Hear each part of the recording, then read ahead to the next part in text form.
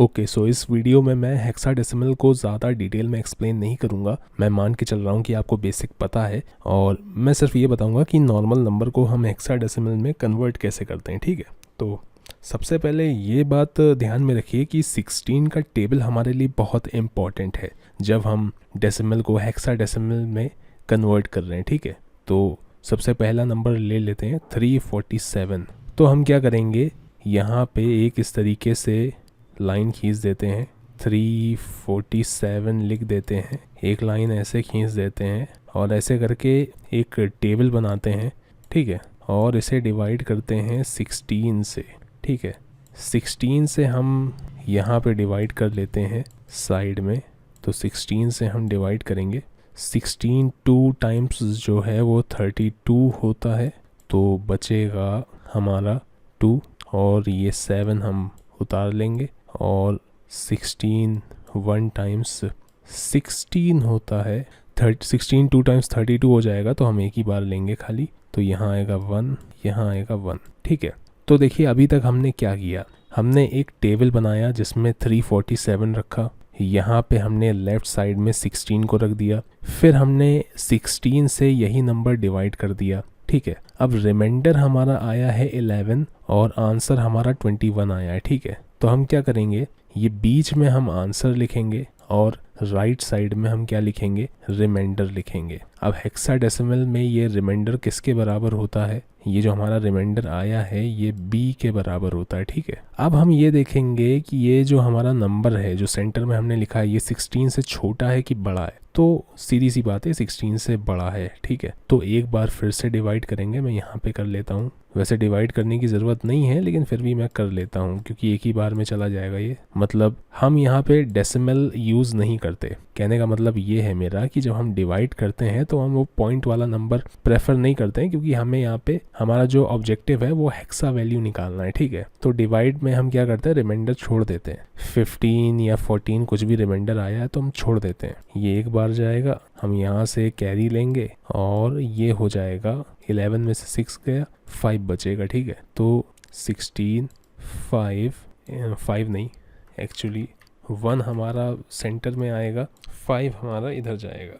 और अब ये जो 1 है इसको थोड़ा सा हम और इसकी लेंथ बढ़ा लेते हैं, ये जो 1 है ये अब 16 से छोटा है। ठीक है, 16 से छोटा है तो ये 1 भी डायरेक्ट इधर चला जाएगा, तो हमारी हेक्सा वैल्यू जो है वो ऑलरेडी निकल आई है। हमारी जो हेक्सा वैल्यू है वो है 15B, ये हमारी हेक्सा वैल्यू है। ठीक है, हो सकता है कि आपके मन में कुछ कन्फ्यूजन हो कि ये हमने कैसे सॉल्व किया, तो मैं एक बार फिर से आपको अगला वाला क्वेश्चन अटेम्प्ट करके दिखाता हूँ। ओके, तो 749 की हेक्सा वैल्यू निकालते हैं, तो वही करेंगे। मैं स्टेप थोड़ा सा आपको क्लियरली बताने की कोशिश करूँगा, अगर आपको कुछ नहीं समझ में आया है पहले वाले में। तो ऐसे हमने लाइन खींची, टेबल बनाया इस तरह से। ठीक है, लाइन को थोड़ा सा नीचे तक ले जाते हैं, यहाँ पे हम रखते हैं 16 को। ठीक है, यहाँ 16 को रखते हैं, बीच में आंसर रखते हैं, राइट साइड रिमाइंडर रखते हैं। ठीक है, और डिवाइड करने को तो हम इतना डिवाइड भी कर सकते हैं कि आंसर जो है वो डेसिमल में आए, प्रॉपर अच्छा खासा डिवाइड हो जाए, लेकिन वैसा हमें करना नहीं है क्योंकि हमारी हेक्सा वैल्यू निकलती है जो रिमाइंडर यहाँ पे बचता है उससे। ठीक है, तो हमें उतना प्रॉपर डिवाइड करना नहीं है। तो 749 को हम डिवाइड करेंगे 16 से, तो 16 4 टाइम्स कितना होता है, 64 होता है।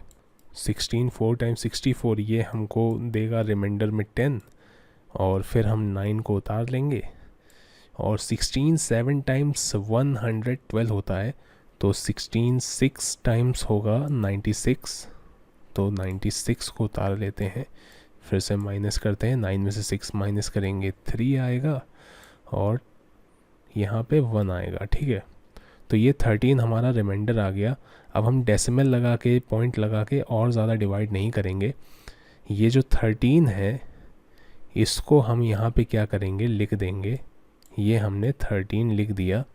सेंटर में हम क्या करेंगे, 46 लिख देंगे, और ये जो हमारा 13 है ये हेक्सा में किस नंबर के बराबर होता है, ये डी के बराबर होता है, ठीक है, डी के बराबर होता है, तो हमने डी लिख दिया।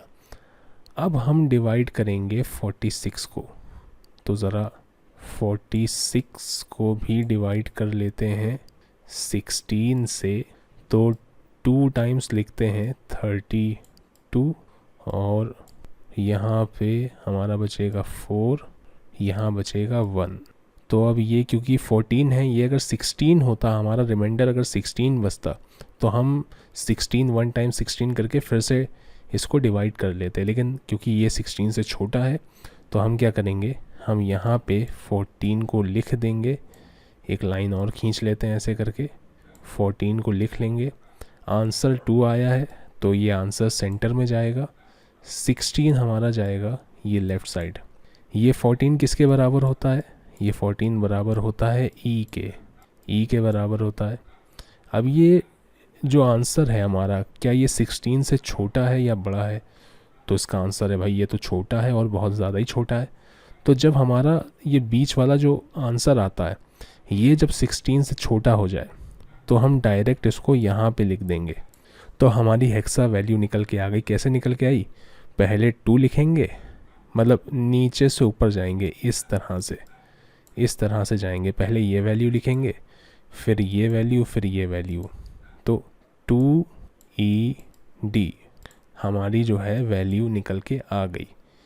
तो हमने जो है इसको भी हेक्साडेसिमल में कन्वर्ट कर लिया।